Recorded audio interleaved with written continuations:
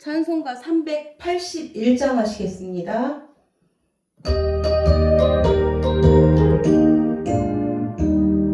나 캄캄한 밤 주의 길에 방황했으나 주 크신 사랑 빛을 띠고 어둠 떠났네.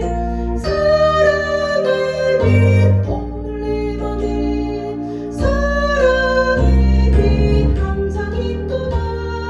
내가 예수 믿고 주님 벗어나 마음속에 항상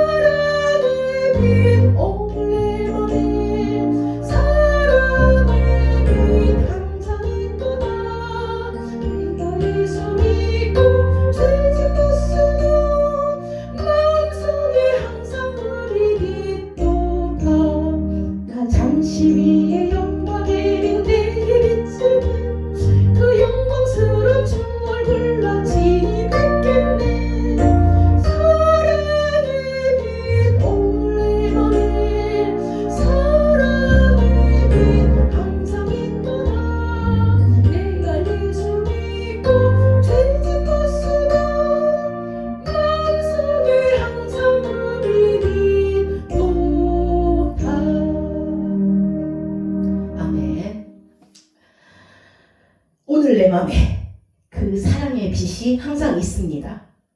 내가 예수 믿고 죄짐을 벗은 후 마음속에 항상 그 빛이 있음을 믿으시는 여러분 되시기를 주님의 이름으로 축원합니다. 오늘은 아가서 3장 6절에서 11절입니다. 아가서 3장 6절에서 11절입니다. 모략과 유향과 상인의 여러 가지 향품으로 향내 풍기며 연기 기둥처럼 거친 들에서 오는 자가 누구인가? 볼지어다. 솔로몬의 가마라. 이스라엘 용사 중 60명이 둘러쌌는데 다 칼을 잡고 싸움에 익숙한 사람들이라. 밤의 두려움으로 말미암아 각기 허리에 칼을 찼느니라. 솔로몬 왕이 레바논 나무로 자기의 가마를 만들었는데 그 기둥은 은이요 바닥은 금이요 자리는 자색 깔개라. 그 안에는 예루살렘 딸들의 사랑이 엮여져 있구나. 시온의 딸들아 나와서 솔로몬 왕을 보라. 혼인날 마음이 기쁠 때에 그의 어머니가 씌운 왕관이 그의 머리에 있구나. 아멘. 우리가 지금까지 아가서 1장, 2장, 3장을 보고 있는데요. 이게 점점 전진해 나가는 겁니다. 처음에는 그 여자를 준마로 비유합니다. 여러분, 성경에서 나오는 여자는 바로 우리 자신입니다. 원래 생명의 근본인 그 씨앗을 갖고 있지 않은 자들입니다. 우리는 씨앗을 갖고 있지 않습니다. 하나님이 잉태하는 고통을 준다고 하는데 그게 물론 징계로 들릴지도 모르지만 사실 그거는 하나님이 당신의 계획을 말씀하시는 겁니다. 구원하시는 하나님입니다. 그거는 죄를 지어서 사망에 이른 사람, 이미 사망에 이른 자라는 겁니다. 이미 사망이라는 실존을 가지고 출발한 그 아담에게 아담아 어디 있느냐 부르십니다. 그게 나중에 요한복음에 나옵니다. 죽은 자들이 아들의 음성을 들을 때가 온다는 겁니다. 그리고 들은 자는 살아난다고 말씀하십니다. 그래서 아담아 어디 있느냐 이 음성이요. 아담은 이미 죽은 자이기 때문에 그 소리가 들리는 겁니다. 오셔서 이야기를 하시는 중에 앞으로 하나님의 영원한 백성의 삶을 언약으로 주시는 겁니다. 그런데 지금은 그 언약이 자기가 징계받을 짓을 했으니까 지금은 징계로 들립니다. 그런데 하나님의 그 언약은 씨앗을 넣겠다는 겁니다. 그래서 여인의 후손이라는 이야기가 나옵니다. 여인의 후손. 원래 여인에게는 씨앗이 없습니다. 그 후손이라는 단어는 씨앗인데 그 씨앗을 여인에게 준다는 겁니다. 그러니까 그 말이 맞습니다. 씨앗이 없던 자에게, 원래 없는 자에게 그 뱃속에 씨앗을 집어 넣어주시는 겁니다. 그것을 다른 말로 잉태의 고통이라고 표현된 거지만 그거는 사실 생명을 주는 겁니다. 우리는 늘 여자로서 생명을 받는 자들입니다. 그래서 살아나는 겁니다. 그래서 하와는 산자의 어미다. 그쵸? 죽은 자가 음성을 듣고 살아나고 생명인 씨앗을 주셔서 그 안에서 자손이 시작되는 겁니다. 그거는 원래 자기로부터 비롯된 것이 아니라 곧 그리스도가 내 안에 들어오는 원리입니다. 그래서 계속 그 그리스도를 낳는 겁니다. 생명을. 그리스도는 생명을. 그렇죠? 그래서 그 산자는 살아난 자입니다. 살아난 자의 어미가 되는 것입니다. 그래서 우리는 성경에서 여자를 얘기할 때는 다 우리를 얘기하는 겁니다. 여러분, 우리는 여자입니다. 그래서 아가서는 여자를 말하는 건데 저와 여러분과 하나님의 사랑의 이야기입니다. 그분이 처음에는 우리를 애굽의 준마, 애굽의 병거의 준마, 그쵸? 빨리 달리는 말로 비유했습니다. 여러분, 빨리 달리는 말은 힘이 넘칩니다. 아직도 우리 자아의 힘이 많이 있다는 겁니다. 그런데 주님은 그 힘 있는 준마를 사는 겁니다. 준마, 비싼 거니까, 비싼 말이니까. 그래서 그리스도의 피로 당신의 생명값을 치르고 우리를 사들이는 겁니다. 그리고 그 다음에는 그분과의 관계 안에서 점점 우리를 뭐라고 해요? 비둘기라고 이야기합니다. 비록 비둘기지만 절벽 바위 틈새 은밀한 곳에 숨겨져 있는 비둘기. 그쵸? 그의 손으로 덮어주시는 비둘기입니다.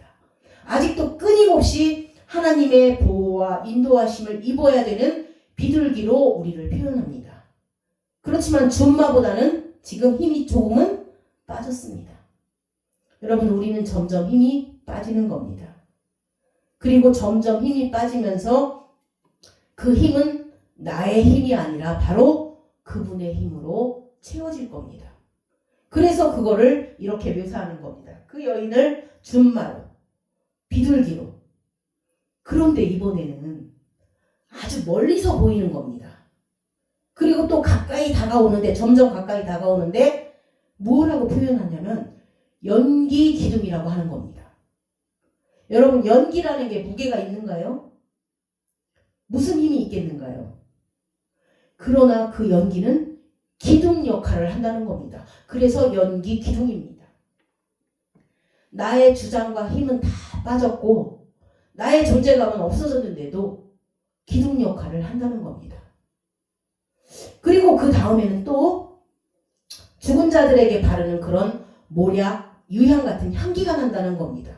여러분, 그 향기는 죽은 자들에게서 바라는 향기입니다. 그래서 연기 기둥과 향기로 지금 우리를 묘사하고 있습니다. 빨리 달리는 말에서 비둘기가 되었다가 이제는 연기 기둥과 향기라고 합니다. 우리 고린도후서 2장 14절을 보시겠습니다. 고린도후서 2장 14절입니다. 항상 우리를 그리스도 안에서 이기게 하시고 우리로 말미암아 각처에서 그리스도를 아는 냄새를 나타내시는 하나님께 감사하노라. 이제 안다라는 건요, 제가 늘 말씀드리지만 그분과 하나가 될 때 우리가 안다라고 표현을 하는 겁니다. 그분과 연합된 냄새가 나는 건데 이게 바로 이기고 승리하는 향기입니다. 성경에서는 믿는 사람들이 처참하게 깨졌을 때 또 패배함으로 승리를 합니다. 여러분, 야곱 같은 경우도 완전히 패배합니다. 밤새 씨름할 힘이 더 이상 사라져버리고 꺾여져 버리니까 또 환도뼈가 깨지고 더 이상 힘이 하나도 없을 때 하나님께서는 이겼다라고 말씀하십니다. 우리가 가장 약해 있을 때 우리가 승리자가 되는 것입니다. 여러분 인생을 한번 잘 기억해 보세요. 우리 인생을 한번 잘 생각해 보세요. 우리가 언제 진짜 그 승리를 경험할 수 있었는가요? 나에게 다가온 그 상황과 사건에 대해서 나의 존재가 철저히 무력함이나 항복을 경험하게 될 때, 그쵸? 오히려 보이지 아니하는 어떤 섭리에 의해서 또 보이지 아니하는 어떤 것으로 인해서 그 일로부터 우리가 해방될 수 있었던 것을 기억하시는 분이 있으신가요? 기억 못하시는 분? 경험하신 분? 경험 못했다고 착각하시는 분? 모두 다 아멘입니다. 우리 다 거기에 해당합니다. 패배함으로 승리하는 거고 죽음으로써 살아나는 겁니다. 그래서 너에게는 죽음이라는 간증이 있구나. 나에게는 죽음이라는 간증이 있구나. 또 나에게는 철저한 패배의 간증이 있는데 결국 그것이 나를 살려낸 이야기들이 되는 겁니다. 여러분, 그것이 나를 승리하게 하는 겁니다. 간증은요, 제가 간증하는 거 조금 싫어하는데, 간증은요, 내가 이렇게 하고 저렇게 했더니 하나님께서 이 일도 들어주시고 저 일도 들어주셨다는 게 아닙니다. 내가 철저히 패배하고 부서지고 쓰러지는 나의 죽음이 바로 간증인 겁니다. 나에게는 철저한 패배의 간증이 있는데 그것이 나를 살려낸 이야기들이 되는 겁니다. 그것이 나를 승리하게 하는 겁니다. 우리는 그 향기를 가지고 있는 사람입니다. 저 사람에게는 이 승리의 냄새가 있는데 그것은 사람의 힘이 아니라 그 사람의 힘이 다 빠졌을 때입니다. 여러분, 우리가 뭔가를 하고 싶을 때 우리는 일을 못합니다. 하고 싶은데 힘이 다 빠져서 아무것도 할 수 없을 때 그제서야 하나님께서 그 일을 하시는 것을 보게 됩니다. 하고 싶은데 더 이상 그 일에 대하여 나는 무력한 겁니다. 내가 어떤 상황에서 빠져나오고 싶은데 다리에 힘이 다 빠졌을 때, 내가 어떤 일을 이루고 싶은데 이룰 만한 어떤 자원이나 힘이 다 빠졌을 때, 그때, 그래서 너무 무력해서 하고 싶어도 할 수 없을 때, 38년 된 병자처럼 정답 앞에서 힘없이 쓰러져 엎어져서 하염없이 정답을 바라보면서, 그쵸? 고지가 바로 저기인데 들어갈 수 없는 자기의 무력함을 처절하게 경험하고 있을 때 우리는 나를 찾아온 하나님의 손길과 그리스도의 은총을 경험하게 되는 것입니다. 그래서 결국은 죽음으로써 이기고 패배함으로써 이기는 겁니다. 성경에서 야곱은 패배함으로써 이기는 걸 잘 가르쳐 주신 분입니다. 저와 여러분이 지금 자기 자신의 무력함과 항복과 또 처절한 패배를 경험하고 계시다면 우리는 지금 하나님께서 일하고 계시다는 증거입니다. 승리자가 내 안에서 일하고 계시는 겁니다. 여러분들, 하나님이 승리하실 때까지 잠잠히 기다릴 수 있으시기를 원합니다. 다시 본문을 봅니다. 6절입니다. 본문 6절입니다. 모략과 유향과 상인의 여러 가지 향품으로 향내 풍기며 연기 기둥처럼 거친 들에서 오는 자가 누구인가? 여기 온다라고 표현했죠. 거친 들에서 오는 자가 누구인가? 온다라고 표현했지만 사실 이 히브리어는 예를 들어서 물에 빠진 사람이 위로 올라올 때 올라온다라는 뜻입니다. 여러분, 우리는 누구나 광야를 거치지 않을 수 없습니다. 만약에 내가 태어나는 순간부터 가나안이라면 여러분, 그거는 가나안 유치부입니다. 다시 초등부 애국과 광야를 거쳐서 가나안에 들어오고 또다시 중등부고 또 그거는 끊임없이 반복됩니다. 가나안과 애국과 광야 생활을 계속 반복하게 되는 겁니다. 그러면서 이게 다 과정이 있고 방향이 있어서 여러분 거꾸로는 절대 안 갑니다. 그런데 재미나게도 애굽에서 광야로 갈 때는 여러분 우리가 스스로 노력하지 않았습니다. 또 홍해바다가 어떻게 되었는가요? 나는 발에 물 하나도 닿지 않았는데 바다가 갈라져 버립니다. 마치 독수리 날개에 의해 우리를 업은 것 같습니다. 여러분, 하나님께서 모세에게 그랬습니다. 내가 너희들을 독수리 날개로 업어서 지금까지 인도한 것을 너희들이 아느냐. 그쵸?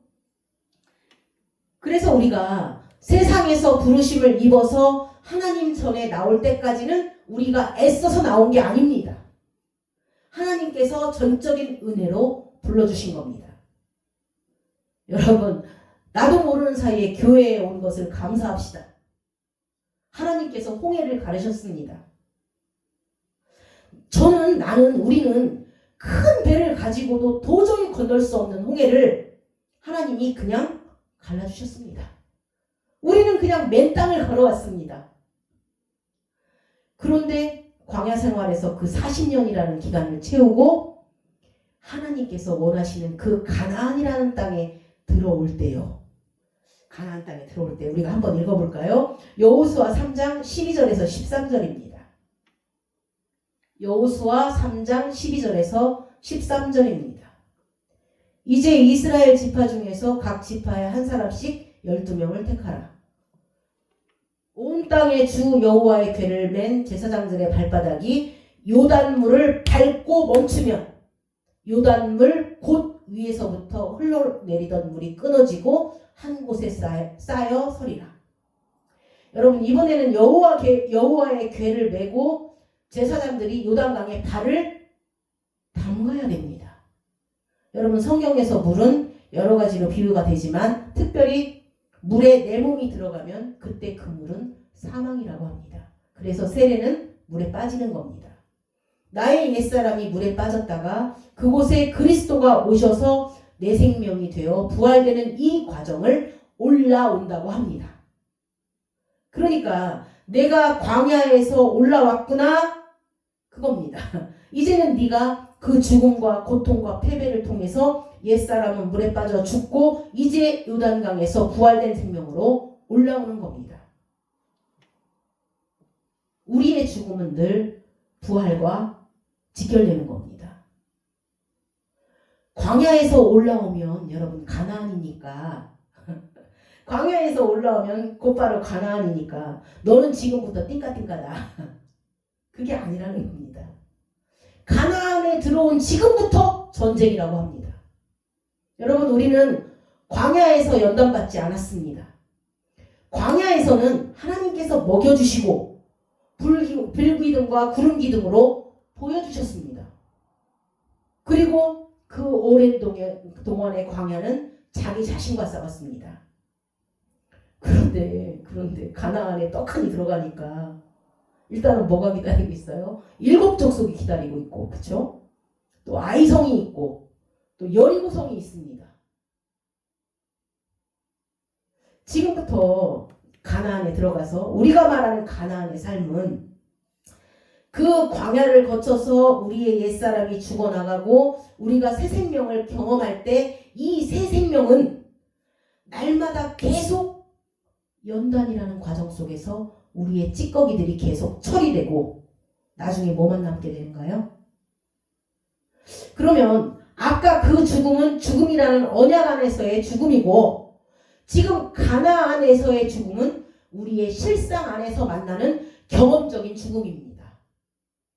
아까 그곳에서는 보증된 죽음이고 약속된 죽음이고 가나안 안에서는 우리는 그 죽음을 실제로 경험을 하는 겁니다.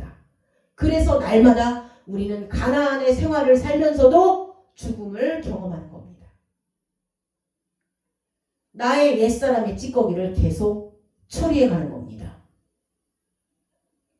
여러분, 본인이 스스로 처리하지 못합니다. 말씀이 들어와서 우리를 처리하십니다. 계속 찌르고 쪼개고 가르고 그래서 우리의 옛사람이 벗겨지고 나중에 속사람의 영광 곧 정금이 나옵니다. 곧 그리스도의 성품만 남게 되는 겁니다. 내가 단련한 후에는 정금같이 나오는 겁니다. 내 안에 있는 내 생명의 본질인 그리스도만 남게 되는 겁니다. 그렇게 해서 내가 오는구나, 내가 올라오는구나. 그런데 그분이 처음에는 줌마로 보시다가 비둘기로 보시다가 지금은 나를 무엇으로 보시는가요? 네가 이제 광야 생활을 거치고 지금은 가나안에서 나와 함께 단련받자, 연단받자. 나와 함께 이 거룩한 단련 속에서 이제 그리스도만 남는 영광에 이르는 자라는 약속을 하시는 겁니다. 여러분, 우리가 도망갈 데도 없습니다. 이래저래 꼼짝 못하게 앞뒤로 채워놓으셨습니다. 제가 경험한 바는 그래요. 그래서 함께 죽고 함께 부활하는 말씀을 지금 하시는 겁니다. 이 얼마나 놀라운 사랑인가요? 그래서 우리는 또 찬양을 합니다. 슬픔으로 낙심되는 누가 나를 위로하리. 예수, 오직 예수. 험한 세상 나누는 길 인도하리. 누구인가. 예수, 오직 예수.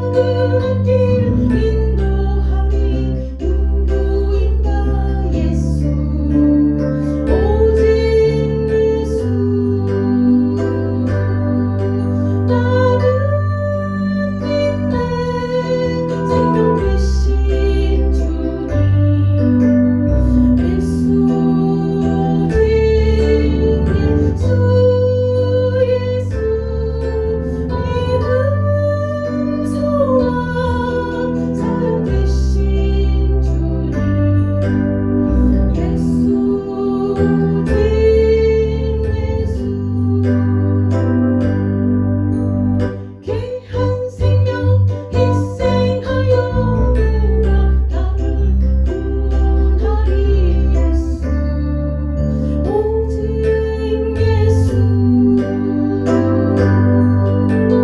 말가운과 성품만을 사랑할 리 누구인가 예수 오직 예수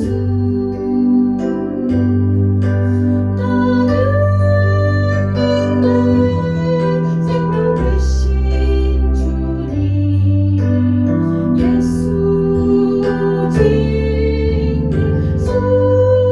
예수 믿음 소망 사랑 되신 주님 예수 오직 예수 사랑합니다 나의 예수님 사랑합니다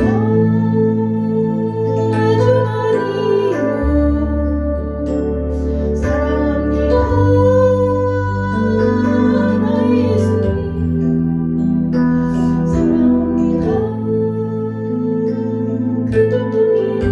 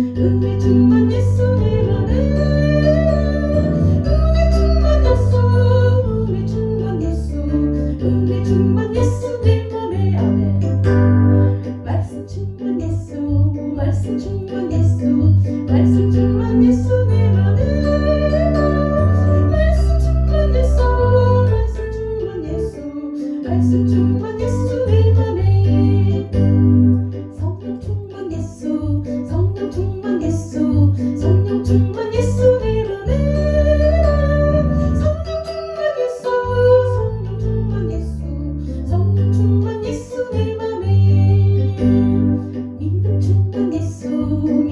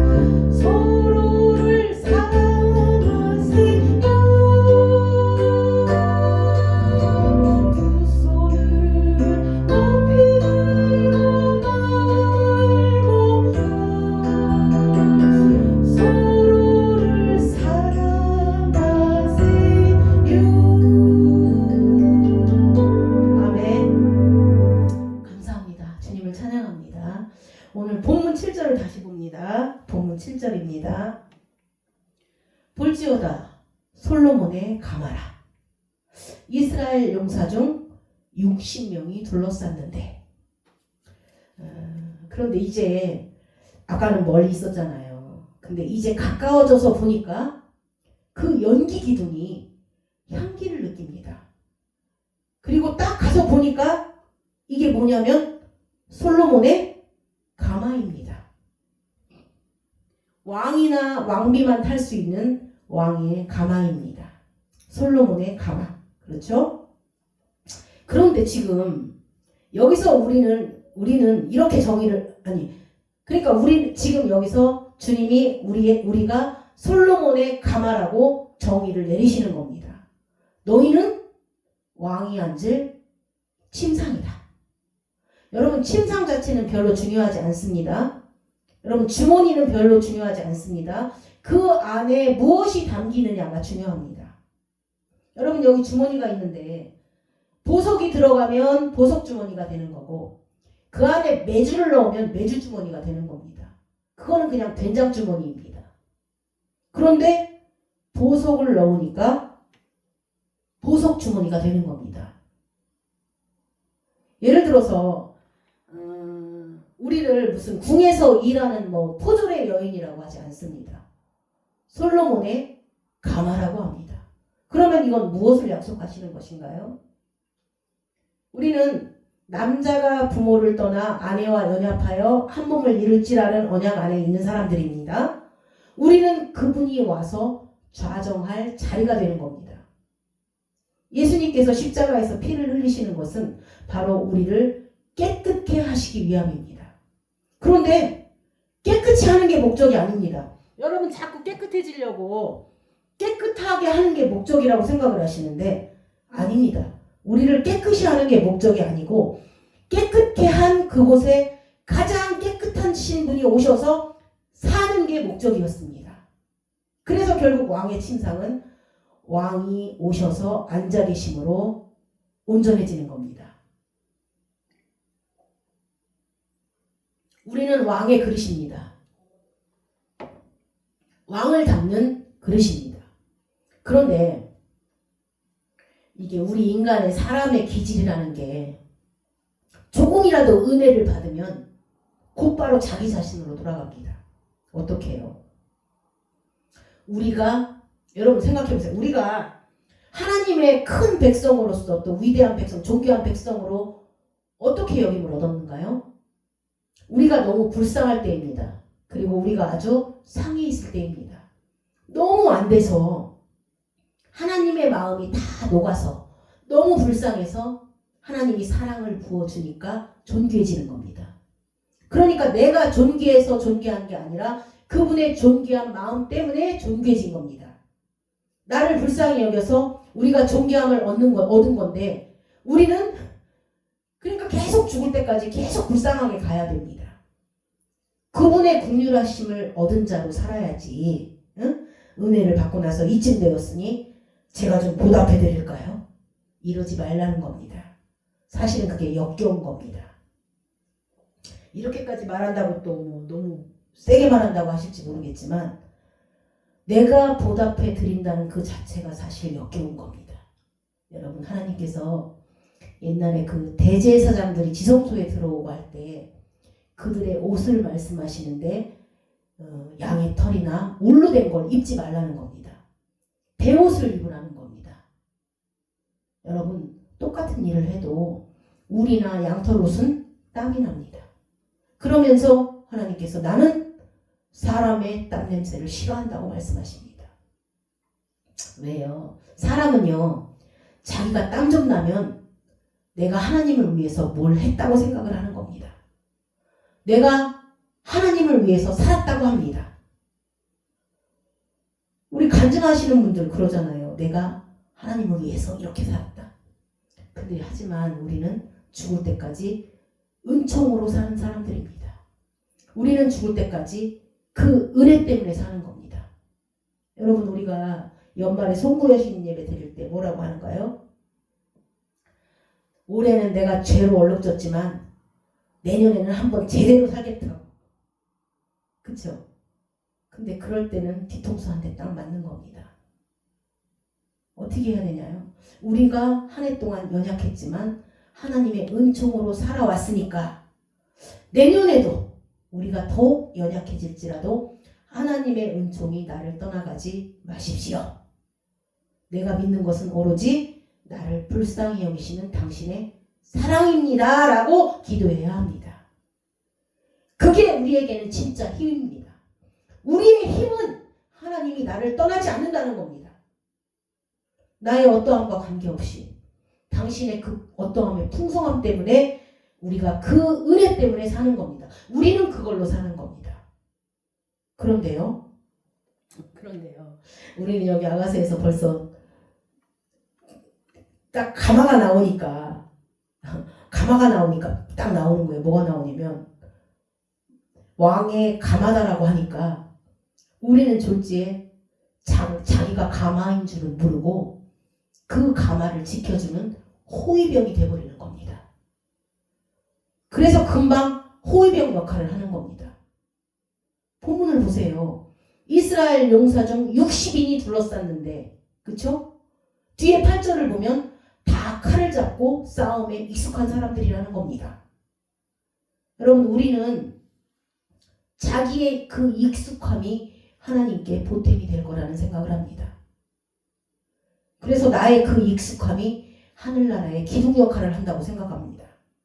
그런데 여러분, 그렇지 않습니다. 우리의 익숙함으로 사는 게 아닙니다. 그분이 내 안에 들어오셔야지 그분으로 인해서 익숙해지는 겁니다. 여러분, 그리스도는 내 안에 오셔서 지혜가 되어주십니다. 나를 지혜롭게 만드는 게 아니라 그분이 오셔서 그분이 바로 지혜입니다. 그분이 의이고 그분이 거룩함입니다. 우리는 끊임없이 그분을 받는 자가 되어야지 그분에게 빌어서 익숙함과 지혜를 얻는 자가 아닙니다. 그분이 내 안에 오셔서 내 안에서 지혜가 되시고 구속함과 거룩함과 의의가 되시는 겁니다. 그런데 우리는 나의 익숙함으로 하나님을 위해서 싸우겠다는 겁니다. 오히려 하나님 걱정을 하는 겁니다. 참 팔자인지도 모르겠어요. 우리 사무엘하 6장 6절에서 7절을 보시겠습니다. 사무엘하 6장 6절에서 7절입니다.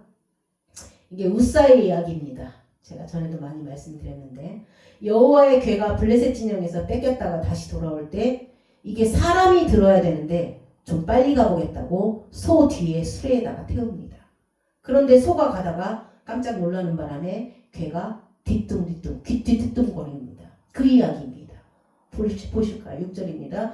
그들이 나원의 타작마당에 이르러서는 소들이 띠므로 우사가 손을 들어 하나님의 궤를 하나님을 말하는 겁니다. 하나님의 궤를 붙들었더니 여호와 하나님이 우사가 잘못함으로 말미암아 진노하사 그를 그곳에서 치시니 그가 거기 하나님의 궤 곁에서 죽으니라.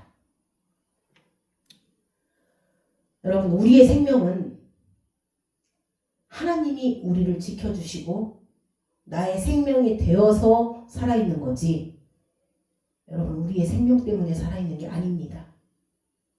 내 생명은 그냥 죽음을 경험하기 위한 생명입니다. 거기에 참 생명이 오셔서 나의 생명이 되어주시는 겁니다. 그런데 지금 우사는 하나님을 걱정하고 있는 겁니다. 여러분, 하나님의 궤가 곤두박질해서 땅에 거꾸로 처박혔다고 하면 제가 뭐라고 그랬어요? 하나님께서 운동하시는 거라고 그랬죠? 물구나무 서기 하시는 겁니다. 그런데 도대체 뭘 걱정해서 뭘 바로잡겠다고 하는 건가요? 하나님의 나라를 바로잡겠다고 하는 겁니다. 오히려 그 홍해 앞에서 모세가 출애굽기 14장 13절에서 14절에 말을 합니다. 앞으로도 갈 수 없고 뒤로 갈 수도 없고 진퇴양난의 상황에서 앞에는 바다고 뒤에는 애굽 병사입니다. 진짜 이런 상황에서 꼼짝달싹 할 수 없는 그 상황에서 모세가 이렇게 얘기합니다. 출애굽기 14장 13절에서 14절입니다. 출애굽기 14장 13절에서 14절입니다. 모세가 백성에게 이르되 너희는 두려워하지 말고 가만히 서서 여호와께서 오늘 너희를 위하여 행하시는 구원을 보라. 아멘. 아멘. 가만히 서서 지금 우리가 인생의 가장 어려움이죠. 진퇴양난의 상황에서 내가 어떻게 해야 될지, 어떻게 해야 할지, 이 상황을 빠져나갈 수 있을까, 어떻게 해야지 이 상황에서 전진할 수 있을까라는 상황에서 하나님께서는 선지자를 보내 이렇게 말씀하시는 겁니다. 너는 지금부터 보라. 그러니까 지금부터는 보여주시겠다는 겁니다. 너를 위해 싸우는, 너를 위해 행하시는 구원을 보라. 그렇죠? 너희가 오늘 본 애굽 사람을 영원히 다시 보지 아니하리라. 여호와께서 너희를 위하여 싸우시리니 너희는 가만히 있을지니라. 그러니까 오히려 그런 상황은 하나님이 일하시는 것을 볼 수 있는 절호의 축복의 순간인 것을 믿으시기 바랍니다. 어쩌면 나에게 다른 길이 있을 때는 이상하게 하나님이 잘 안 보입니다. 그런데 길이 없을 때 보이는 겁니다. 별은 낮에는 안 보이고 깜깜할 때 보이는 것과 같습니다. 여러분, 깜깜할 때 별이 보입니다. 우리는 우리가 하나님을 위해서 무엇인가를 할 수 있다라는 생각을 합니다. 그런데 가만히 있으라는 겁니다. 그리고 그때부터 여호와가 하는 일을 보라는 겁니다. 그렇죠. 우리가 밤 얘기 많이 하는데 사실은 본문에서 이 사람들이 칼을 들었는데 밤을 두려워하는 겁니다. 밤을 두려워하는 사람이 왜 칼을 잡는가요? 여러분, 밤의 문제는 늘 얘기하지만 밤에 대한 해결책은 빛입니다. 밤이라면 빛을 구해야 됩니다. 그런데 왜 밤에 칼을 가지고 난리인가요? 우리는 나의 직면한 이런 문제들을 나의 익숙함으로 풀려고 합니다. 그런데 나의 직면한 문제는 그곳의 실체가 되시는 그리스도가 오시면 됩니다. 여기는요, 가마는요, 왕이 좌정하면 끝나는 겁니다. 솔로몬의 가마에 솔로몬이 오면 그것보다 더 안전한 게 없습니다. 왜 밤인가요? 앉을 자리에, 빛이 있을 자리에 빛이 없기 때문에 밤입니다. 여러분, 빛이 오시면 되는 겁니다. 그분이 오시면 되는 건데, 그게 가장 안전한 건데, 그 문제를 우리의 익숙함으로 해결하라고 하는 겁니다. 하나님 가만히 계십시오. 내가 당신을 위해서 싸우겠습니다라고 날뛰는 겁니다. 열방 오지랖 생쇼하는 겁니다. 그러지 말라는 겁니다. 그냥 이곳은 당신이 오시면 되는 겁니다. 그러니까 우리는 계속 불쌍한 자로, 진짜 연약한 자로, 작은 아이로서 하나님 지금의 상태가 빛이 없사오니 오셔서 빛이 되어 주시옵소서. 좌정하심으로 나의 두려움을 몰아내 주시고 나를 위해서 행하시옵소서. 나는 구원이 필요한 자고 나는 도움이 필요한 자입니다. 그거예요. 그래서 그 베데스다 연못에 가서 네가 낫기를 원하느냐고 물어보셨습니다. 네가 낫기 위해서 뭐 수련회 갔다 왔냐, 새벽기도 안 빠졌냐, 모든 예배 안 빠졌냐, 가족 예배 잘 드렸냐, 그런 거 안 물어보셨습니다. 그냥 낫기를 원하느냐? 네, 이거면 되는 겁니다.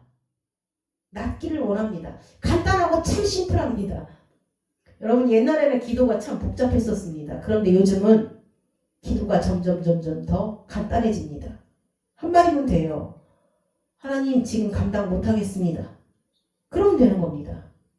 나는 지금 감당이 안 됩니다. 나를 불쌍히 여겨주십시오. 그러면 불쌍히 여겨주시는데 그 사람이 가장 강한 은사자입니다. 하나님에게 눈물을 흘리게 할 수 있는, 이게 엄청난 은사입니다. 하나님이 나 때문에 우셨다는 겁니다. 이거 엄청난 은사입니다. 가장 약한 자가 가장 강한 자입니다. 약함이 강함입니다. 다시 본문 9절입니다. 솔로몬 왕이 레바논 나무로 자기의 가마를 만들었는데, 여러분, 성전을 지을 때 쓰는 나무로 자기의 가마를 만들었다는 겁니다.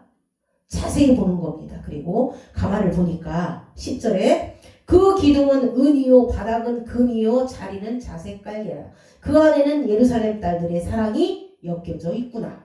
시온의 딸들아, 나와서 솔로몬 왕을 보라. 혼인날 마음이 기쁠 때에 그의 어머니가 씌운 왕관이 그의 머리에 있구나.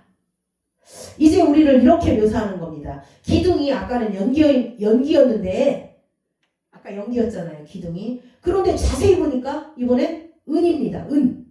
보세요. 우리 인생은 점점 사라집니다. 우리의 자랑거리는 다 사라지고 우리의 기억과 우리의 어떤 공력은 다 불태워질 겁니다. 그럼 나중에는 그리스도만 남습니다. 자세히 보니까 그 연기처럼 보이던 것이 다 사라지고 나서 가까이 보니까 그리스도의 구속함만 남는 겁니다. 산천은 간데없고 천지는 사라지고 오로지 그리스도의 구속만 남았도다. 그 찬양 부르지 않는가요? 구속한 주만 남는도다. 그쵸? 세상과 나는 한 곳 없고 구속한 주만 보이도다. 맞죠? 이 찬양 한번 해볼까요? 예수 나의 구주 삼고 성령과 피로 숨어준다니 이 세상에서 내 영혼이 하늘의 영광 누리도다. 이곳이 나의 간증이요 이곳이 나의 찬송일세. 나 사는 동안 끊임없이 구주를 찬송하리로다. 온전히 주께 맡긴대요. 사랑의 음성을 듣는 중 천사들 원대하는 것과 하늘의 영광 보리로다. 이곳이 나의 간증이요 이곳이 나의 찬송일세. 나 사는 동안 끊임없이 구주를 찬송하리로다. 주 안에 기쁨 누림으로 가운데 풍랑이 나타나니 세상과 나는 간 곳 없고 구속한 주만 보이도다. 뭐라고요? 세상과 나는 간 곳 없고 구속한 주만 보이도다. 이곳이 나의 간증이요 이곳이 나의 찬송일세. 나 사는 동안 끊임없이 구주를 찬송하리로다. 아멘. 주님의 구속함만 남는 겁니다. 그래서 지금 이 은이라는 것은 구속함을 말합니다. 그게 우리의 죄사함을 이야기합니다. 우리 인생을 보면 용서만 남아있는 겁니다. 나중에 내 자리를 되돌아보면 하나님이 나를 용서하신 것들만 기억하는 겁니다. 하나님이 나를 용서하셨고 하나님이 나를 기다려주셨고 나를 위해서 피를 흘리시고 나를 구속하셨다. 이게 바로 우리 인생의 딱지입니다. 우리의 인생이 앞으로 10년, 20년 얼마일지 모르지만 우리의 묘비에는 주님이 기록되어야 합니다. 하나님을 위해서 산 사람이 아니라 하나님이 나를 위해서 산 사람, 하나님이 사랑한 사람, 하나님이 주제가 되는 겁니다. 하나님을 위해서 하나님의 복음을 전한 사람 이런 거 말고요.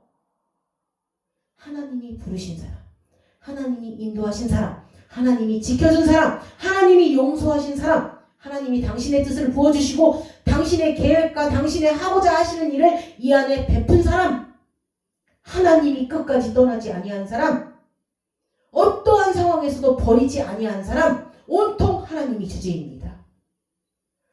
하나님이 사랑한 사람이 여기 누워 있습니다가 되어야 합니다. 그게 결국 금이 남는 겁니다. 정금, 예수 그리스도. 우리의 죽음과 환란이 다 사라지고 금이 되는 겁니다. 우리의 모든 것이 다 사라지고 오로지 금만 남는 겁니다. 우리의 자랑거리가 다 사라지고 오로지 용서함만 남는 겁니다. 단련하고 나면 오로지 그리스도만 남는 겁니다. 그래서 10절에요. 본문 10절에 그 기둥은 은이요 바닥은 금이요 자리는 자색깔이라. 여러분 또 여기서 자색이라고 하는데 앉을 자리는 자색이라는데 자색은 왕의 색깔입니다. 나는 비록 미천하지만 내 자리는 오직 한 분만이 와서 그 자리를 차지했다는 겁니다. 내 그릇은 오로지 왕이신 그리스도만이 내 자리를 차지한다는 겁니다. 여러분 나는 그런 자리였었습니다. 왕의 자리. 그리고 나를 업신여겼던 예루살렘 여자들이 지금은 알고 봤더니 나를 사랑하게 된 겁니다. 완전히 이건 큰 전환입니다. 그래서 이사야서에서 그런 얘기를 합니다. 이사야 61장 1절에서 3절입니다. 이사야 61장 1절에서 3절입니다. 벌써 내 인생에 예수님께서 개입하시면 이런 일들이 나오는 겁니다. 볼까요? 주 여호와의 영이 내게 내리셨으니 이는 여호와께서 내게 기름을 부으사 가난한 자에게 아름다운 소식을 전하게 하려 하심이라. 나를 보내사, 이건 그리스도입니다. 나를 보내사 마음이 상한 자를 고치며 포로된 자에게 자유를, 갇힌 자에게 노임을 선포하며 여호와의 은혜의 해와 우리 하나님의 보복의 날을 선포하여 모든 슬픈 자를 위로하되. 여러분 그 슬픈 자가 나입니다. 무릇 시온에서 슬퍼하는 자에게 화관을 주어 그 죄를 대신하며 기쁨의 그 기름으로 그 슬픔을 대신하며 찬송의 옷으로 그 근심을 대신하고 그들이 의의 나무 곧 여호와께서 심으신 그 영광을 나타낼 자라 일컬음을 받게 하려 하심이라. 여러분 우리가 그런 자리로 쓰임을 받는 겁니다. 마지막으로 11절 본문 11절 앞부분을 보시겠습니다. 앞부분 11절 시온의 딸들아 나와서 솔로몬 왕을 보라. 갑자기 이거는 백성들에게 진리를 선포할 때 여러분 같은 여자들인데 시온의 딸들이라고 하니까 이거는 들을 수 있는 여자들입니다. 하나님 나라의 그 천국의 그 소리를 하나님의 음성을 들을 수 있는 시온의 여자들에게 얘기하는 겁니다. 그러면 이제 진리가 나오겠죠? 너희가 지금 봐야 될 것은 우리 인생에서 우리는 내가 오늘 무슨 일이 있다면 내가 당하고 있는 일을 볼 거 아닌가요? 그런데 그 당하고 있는 일을 보던 그 시선을 항상 나의 삶의 주인이 되신 여호와를 보고 그리스도를 보라는 겁니다. 우리가 그 문제를 보는 게 아니라 그리스도를 보는 그 보는 것이 해답이라는 겁니다. 성령을 쫓아 행하라. 그리하면 육신의 정욕을 이루지 아니하리라. 그렇죠. 그렇게 말씀하셨죠. 육체의 정욕을 이루지 아니하려고 애를 써도 안 됩니다. 여러분. 더 깊이 빠지기 마련입니다. 안 하려고 하면 더 빠집니다. 여러분 다이어트 하려고 너무 칼로리를 재다 보면 칼로리에 빠집니다. 맨날 칼로리만 외우고 다닙니다. 그러면 그 사람은 반대로 운동에 빠져버리면 됩니다. 운동에 빠져버리면 운동에 빠지는 순간에 저절로 이 문제에서 해결이 되는 겁니다. 또 알코올 중독인 어떤 청년이 2년 동안 술을 끊었다고 했습니다. 자기가 결심해서 끊은 겁니다. 왜냐하면 너무 좋은 아내를 만나서 그 아내가 너무 착해서 그 아내를 기쁘게 해주려고 2년 동안 참았는데 어느 날 맥없이 쓰러진 겁니다. 자살까지 하려고 했다고 합니다. 그런데 여러분 우리의 결심은 무너집니다. 중독은 결심으로 끊는 게 아닙니다. 술을 끊으려고 애쓰는 게 아니라 술을 끊으려는 마음을 끊어야 합니다. 이게 진리입니다. 제가 전에도 말씀드렸지만 술을 끊으려는 마음은 끊고 그리고 지금부터 하나님과 친한 사람과 친해지면 됩니다. 하나님과 친하게 지내는 사람과 친해짐으로 하나님과 친해지는 겁니다. 우리의 포커스를 여러분 그분이 왜 오신 건가요? 우리의 모든 중심이 되기 위해서 오셨습니다. 맞죠? 내 안에 계신 그리스도를 바라봐야지 내가 내 문제에 빠져버리면 이게 따로따로 되는 겁니다. 우리가 그분을 바라볼 때 그분 안에서 해결이 되는 겁니다. 그렇게 해결되는 겁니다. 성령을 쫓아 행하는 것이 곧 육체의 욕심을 이루지 아니하는 겁니다. 그리하면이라고 합니다. 성령을 쫓아 행하라. 그리하면 육체의 소욕을 이루지 않는다고 합니다. 그런데 육체의 소욕을 이루지 아니하려고 하면 할수록 우리는 거기서 헤어나오지 못합니다. 나의 이 어두움에서 빠져나가려 해도 결국은 어두움입니다. 흑암은 빛의 부재이기 때문에 실체이신 그리스도를 바라볼 때 그분이 이 안에서 빛이 되어 주십니다. 여러분, 빛이 임재하시면 됩니다. 그래서 나의 일어나는 모든 삶의 그 지점에 그분을 바라보게 될 때 문제가 해결되는 겁니다. 문제가 생겼다고 하면 특히 목회자는 좀 세게 다루십니다. 목회자한테는 적당히 할 수 있는 문제는 주지도 않으십니다. 할 수 있는 문제를 주시면 딱 해결해 놓고는 폼을 잡는 겁니다. 가뜩이나 폼 좋아하는 게 목사인데 그렇게 되면 쌍폼이 될 거 아닌가요? 가뜩이나 내가 할 수 있는 일이 나에게 주어지면 그거 다 해놓고 나서 폼만 잡고 다니는 거. 그렇게 되는 겁니다. 그래서 가면 갈수록 우리 목회자들에게 스스로 할 수 없는 일들만 있는 겁니다. 딱 그분만 바라보게 만드시는 겁니다. 그리고 그분만 바라보면 그냥 다 끝나는 겁니다. 그 다음에는 어떤 결과가 나오든지 전부 다 그분의 몫입니다. 그분의 뜻대로 되는 겁니다. 우리 아까 11절 다시 뒷부분도 볼까요? 11절, 본문 11절 뒷부분입니다. 솔로몬 왕을 보라. 혼인날 마음이 기쁠 때에 그의 어머니가 씌운 왕관이 그 머리에 있구나. 어머니가 나와요.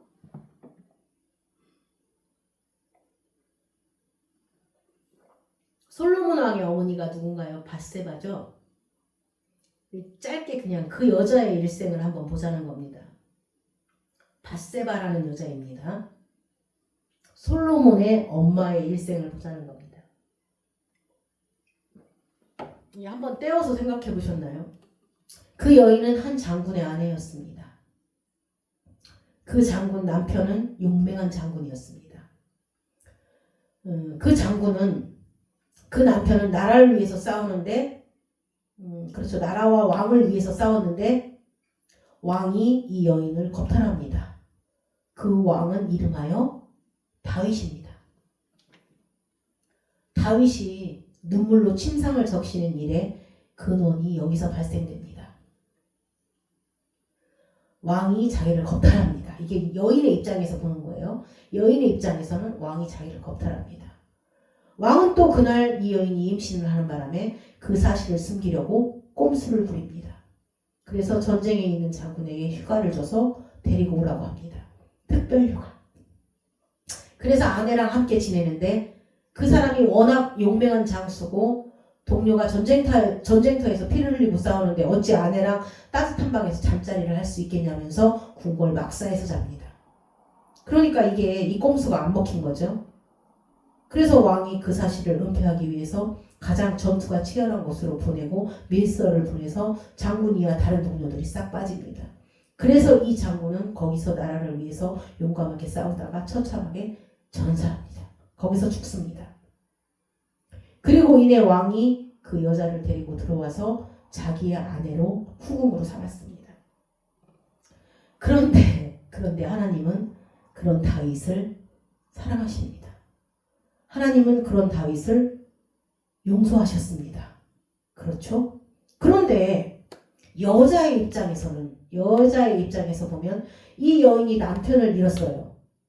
그런데 그 다음은 아이조차 낳자마자 시름시름 앓다가 죽습니다. 그래서 이 여자의 몸에서 난 모든 생명은 다 사라지는 겁니다. 그리고 다시 둘째 아이가 태어났는데 그 이름이 솔로몬입니다. 나중에요. 솔로몬 머리 위에 왕의 면류관이 씌워질 때 여러분 그것은 밧세바가 씌워준 겁니다. 우리의 인생은 우리의 삶의 모든 이야기들은 그렇죠. 지금은 진짜 공고하고 왜 이런 일이 나에게 일어나고 나의 자녀에게 이런 일이 생기고 왜 이런 일이 나의 배우자에게 일어나고 나의 부모님에게 나의 친지와 나의 친척과 나의 친구들에게 우리 교회에 왜 이런 일이 일어나는지를 모릅니다. 그렇죠. 저 여인도 그랬을 거예요. 몰랐어요. 솔로몬도 몰랐고. 하지만 아까 말씀드렸지만 솔로몬 머리 위에 면류관이 씌어진 건 닷새가 씌어진 겁니다. 그런데 하나님은 이런 일이 왜 일어나는지에 대해서 이야기를 우리에게 하시지는 않지만 일어난 일들에 대해서 하나님이 준비해 놓은 일들이 있다는 겁니다.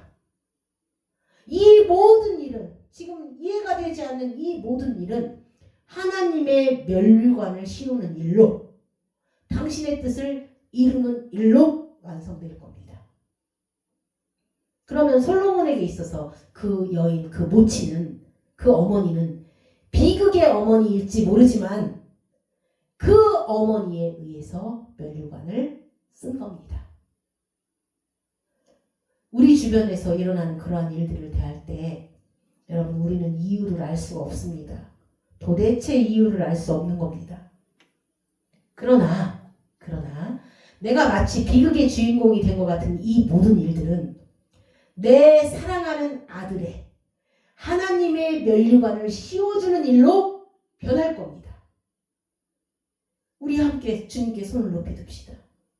슬픔 대신 희락을, 제 대신 화관을, 근심 대신 찬송을 주시는 우리 주님을 바라보시는 여러분이 되시기를 주님의 이름으로 축원합니다.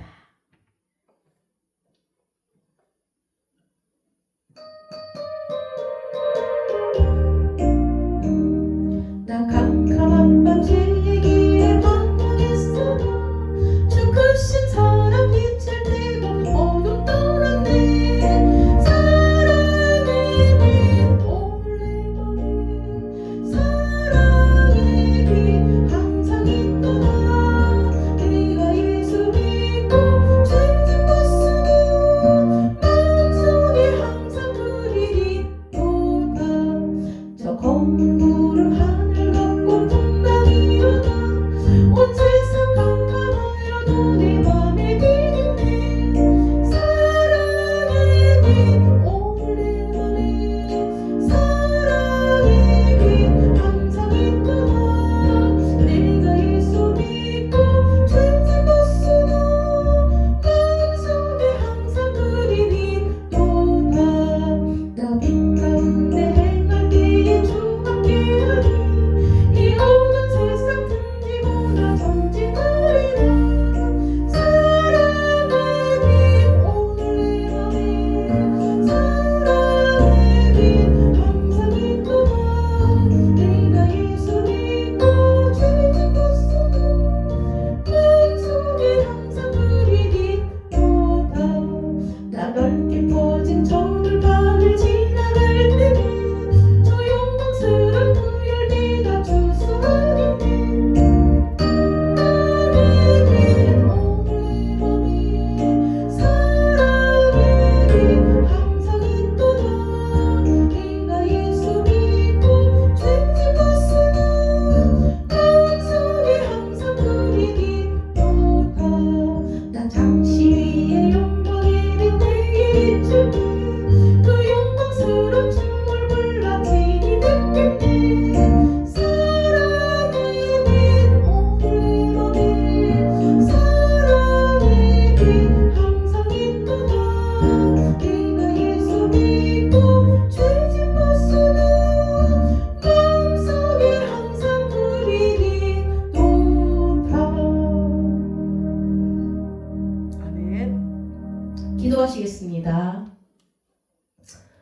살아계신 하나님, 우리 아버지, 우리는 당신이 오셔서 앉으시고 좌정하시고 함께 하나가 되는 왕의 가마로 이 땅에 왔습니다. 왕이신 그리스도께서 오셔서 좌정해 주시옵소서. 당신이 좌정해야만 나의 슬픔이 희락으로 변하고 당신이 좌정하시면 나의 근심이 찬송이 되고 제가 화관이 되는 줄 믿습니다. 하나님, 우리는 나의 실존에 대한 아무런 방법이 없습니다. 어떻게 이 흑암을, 어떻게 이 슬픔을 이겨내야 될지 우리는 도저히 방법이 없습니다. 주님이 오시면 그것이 응답인 줄 믿사오니 오셔서 말씀이 되어주시고 진리가 되셔서 우리와 하나가 되어 주옵소서. 우리가 공고할 때 오셔서 위로가 되어주시고 우리가 배고프고 목마를 때 오셔서 우리에게 영혼과 충만이 되어주시옵소서. 우리의 한계와 우리의 부족함에 오셔서 당신의 뜻을 이루는 놀라운 영광의 자리가 되게 하여 주옵소서. 우리의 가난함에 응답하셔서 하늘나라의 그 영적인 풍요와 영적인 부요함으로 우리를 만들어주시고 채워주시옵소서. 우리는 사랑이 결핍된 자이오니 오셔서 사랑이 되어주시고 그 넘치는 사랑으로 사람들을 끌어안는 귀한 자가 되게 하시고 우리는 용서를 모르는 사람들이오니 우리 안에 오셔서 우리로 다른 이들을 용서하는 자가 되게 하여 주옵소서. 감사드리며 예수 그리스도의 이름으로 기도드렸습니다. 아멘.